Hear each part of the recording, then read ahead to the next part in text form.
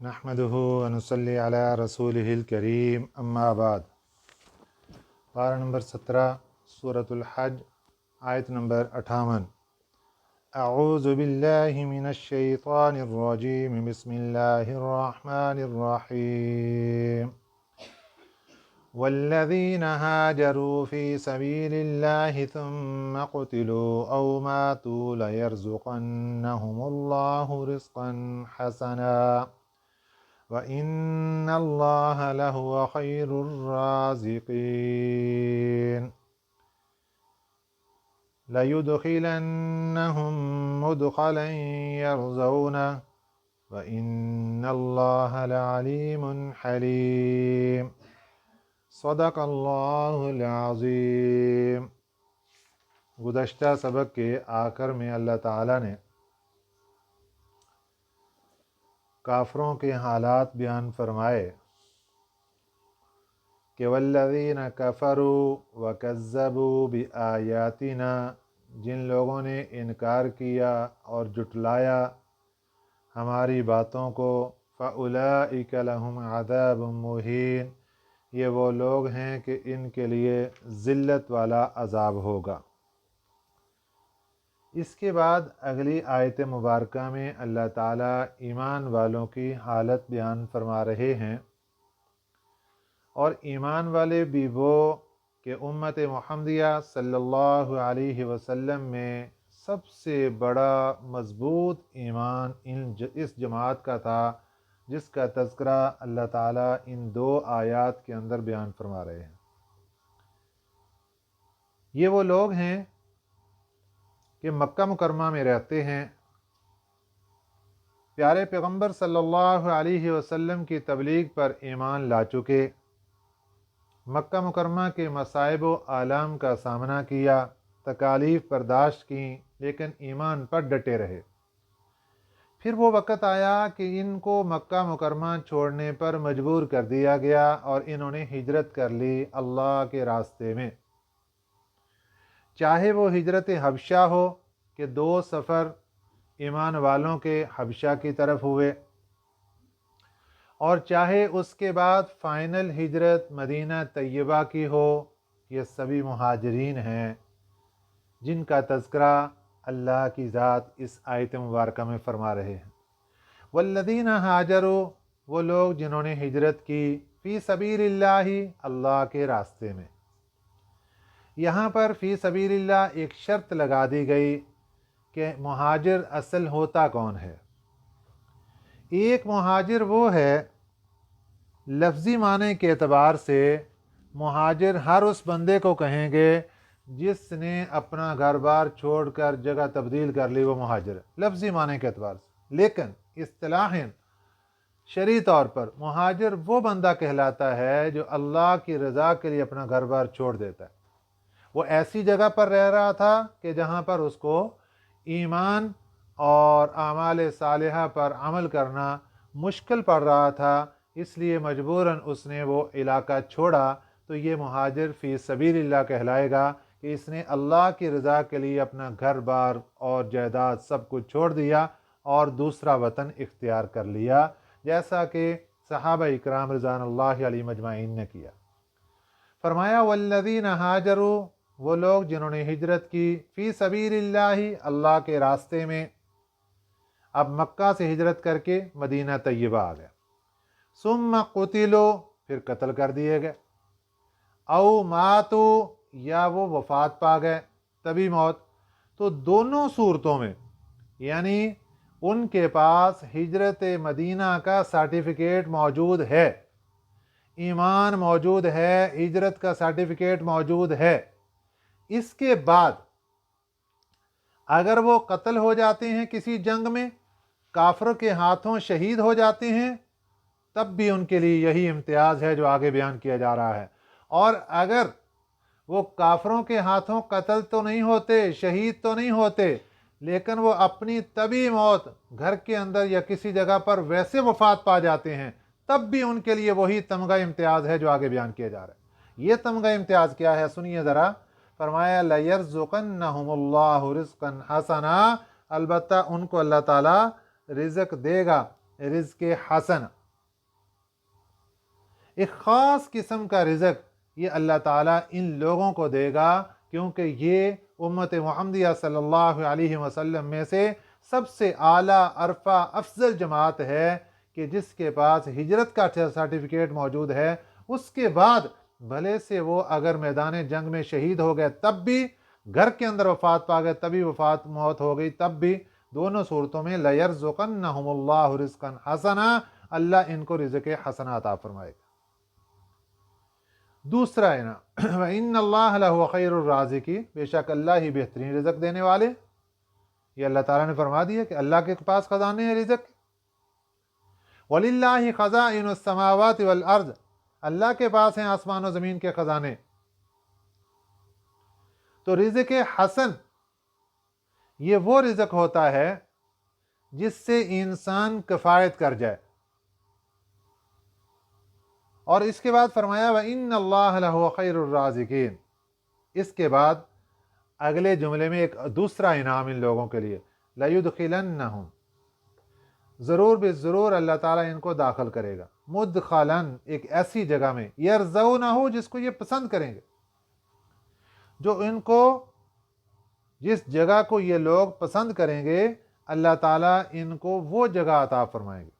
یہ لفظ دیکھنے میں بہت چھوٹا سا ہے، لیکن اللہ کہنا کیا چاہتے ہیں کہ ہم ایسی جگہ دیں گے جو ان کی من پسند ہوگی، اور وہ جنت ہے۔ جنت میں مختلف درجات ہیں، اور جنت کا جو اعلیٰ درجات ہیں وہ اللہ تعالیٰ ان صحابہ اکرام رضوان اللہ علیہم اجمعین کی جماعت کو گفٹ کریں گے، اور وہاں پر ان کے محلات ہوں گے، وہاں ان کو رہائش دیں گے، کیونکہ اللہ نے وعدہ فرما لیا کہ یہ جو جماعت لَيُدْخِلَنَّهُمْ، البتہ ضرور بے ضرور داخل کریں گے ان کو، مدخلاً، ایک ایسی جگہ میں، یرضونہ، جس کو وہ پسند کریں گے۔ اب یہاں ایک چھوٹا سا سوال پیدا ہوتا ہے کہ جب یہ اللہ کی اتنی محبوب جماعت ہے تو پھر کافر کا ان پر کنٹرول کیسے؟ اللہ نے کافر کو دنیا میں ختم کیوں نہیں کر دیا ان کا مقابلہ کرتے وقت؟ ان کو تکالیف کیوں آئی؟ یہ اتنی پاکیزہ معتبر جماعت، اور آپ صلی اللہ علیہ وسلم کے اوپر مر مٹنے والی جماعت، پھر ان کے اوپر تکالیف کیوں آئی دنیا میں؟ کافروں نے ان کو تکالیف کیسے پہنچائی؟ ان کو گھروں سے نکلنے کے اوپر کیسے مجبور کر دیا گیا؟ یہ تو اللہ کے محبوب لوگ تھے۔ یہ وہ سوال ہے جو انسان کے ذہن میں آ سکتا ہے کہ جب اتنی محبوب جماعت تھی پھر تو ان کو دنیا میں آنچ بھی نہیں آنی چاہیے تھی۔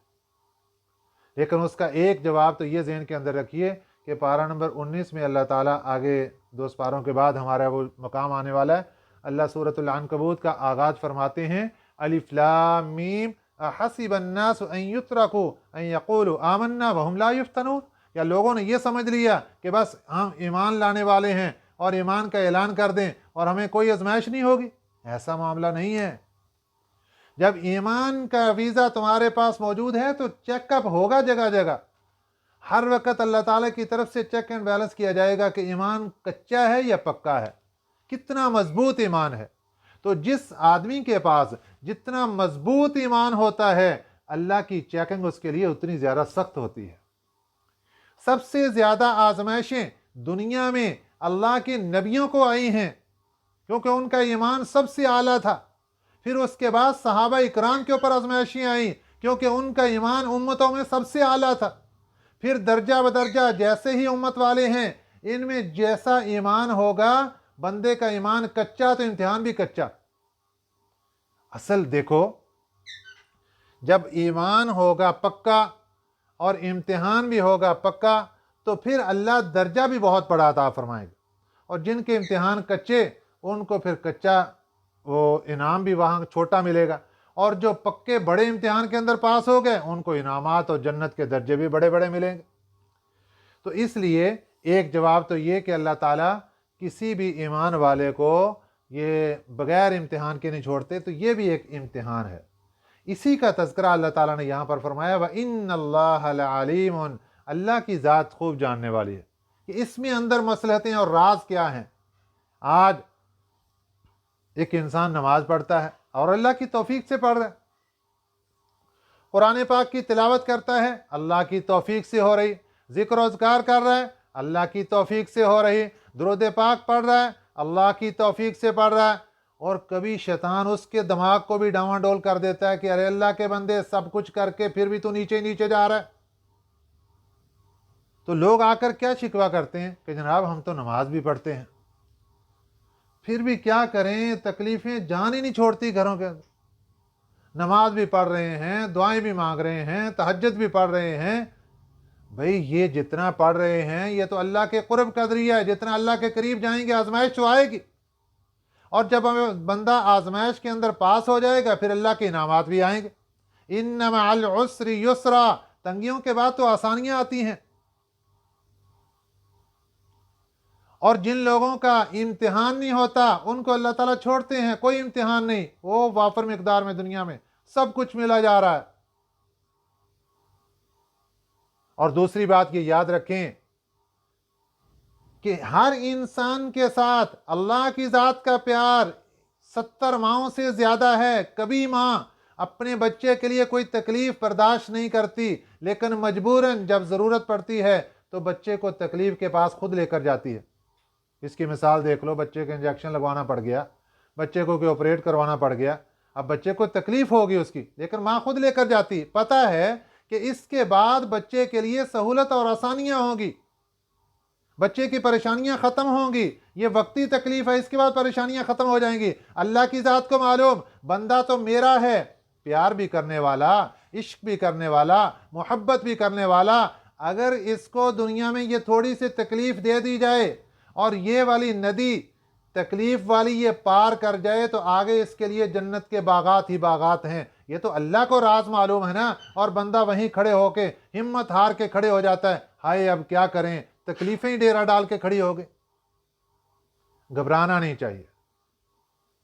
جب اللہ تعالیٰ نے ایمان دیا ہے، نماز دی ہے، قرآن پاک کی تلاوت دی، ذکر و اذکار دیا، نیک اعمال کی توفیق دی، پھر کبھی آزمائش آتی، گھبرانا نہیں چاہیے۔ اس میں اللہ کی طرف سے مقصد یہ ہوتا ہے اکثر کہ اللہ تعالیٰ اس بندے کو جنت کا اعلیٰ درجہ دینا چاہتے ہیں، اعمال کمزور ہیں، اللہ چاہتے ہیں اس کے اوپر تکلیف ڈالو اور یہ صبر کر کے مجھے راضی کر لے تاکہ وہ جنت کا درجہ اس کو الاٹ کر دیا جائے۔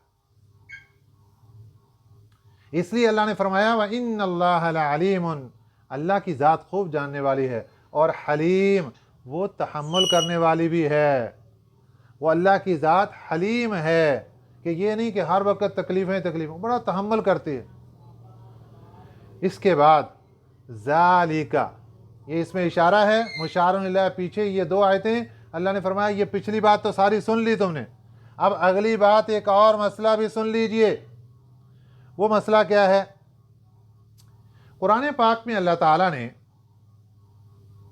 جا بجا اس بات کی نصیحت ایمان والوں کو کی کہ دیکھو اگر تمہارے ساتھ کوئی بندہ زیادتی کر جاتا ہے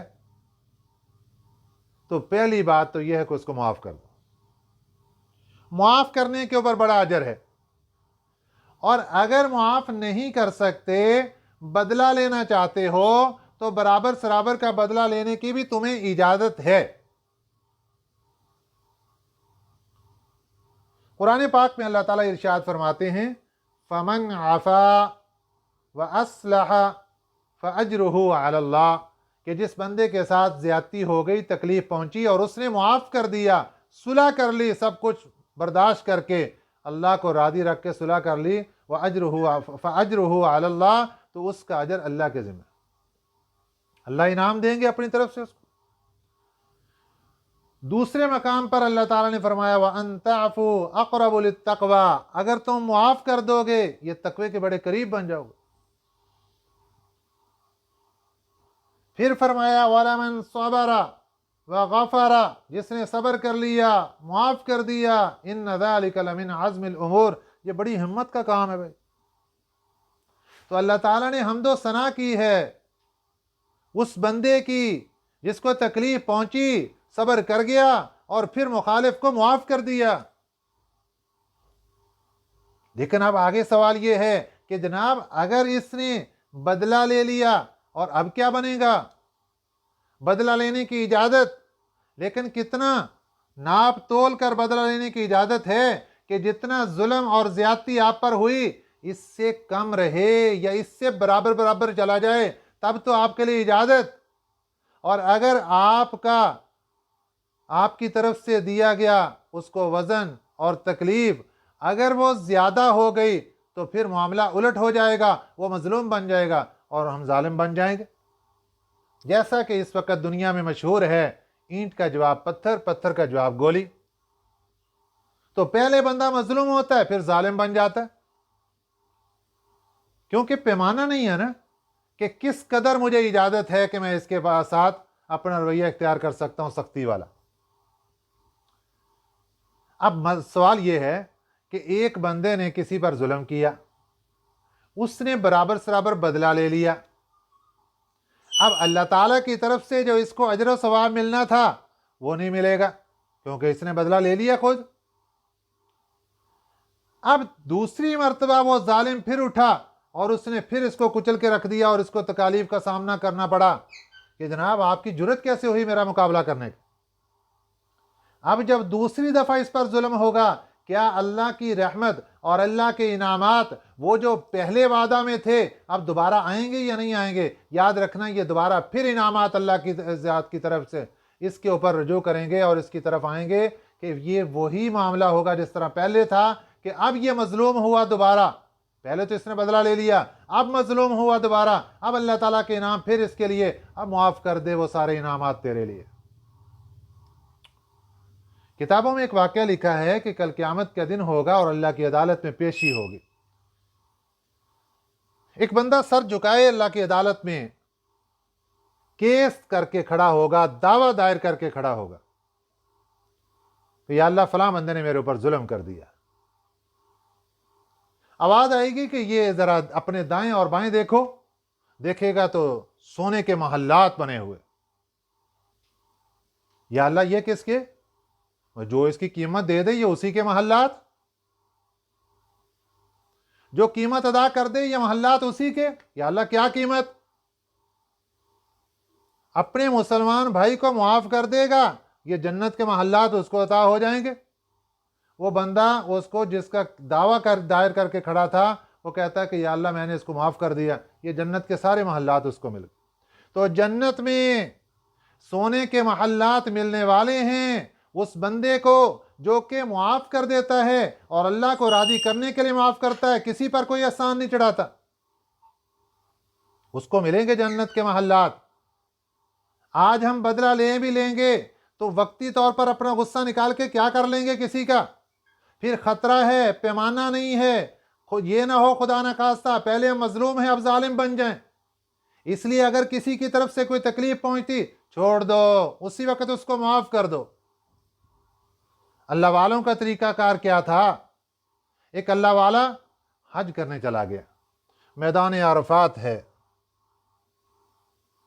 उसके हाथ में पैसों का बैग था।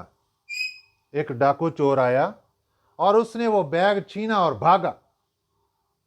अल्लाह की पकड़ आई और वो भागने वाला नाबीना हो गया, आंखों की बिनाई चली गई। वहीं पे शोर मचा दिया, फलां बुजुर्ग ने मेरे लिए बद्दुआ कर दी, मुझे पकड़ के खुदा का वास्ता उसके पास लेकर जाओ, ये निशानी है उसकी, ये मैंने बैग छीना उसका, उसने बद्दुआ कर दी, मेरी आंखें चली गई।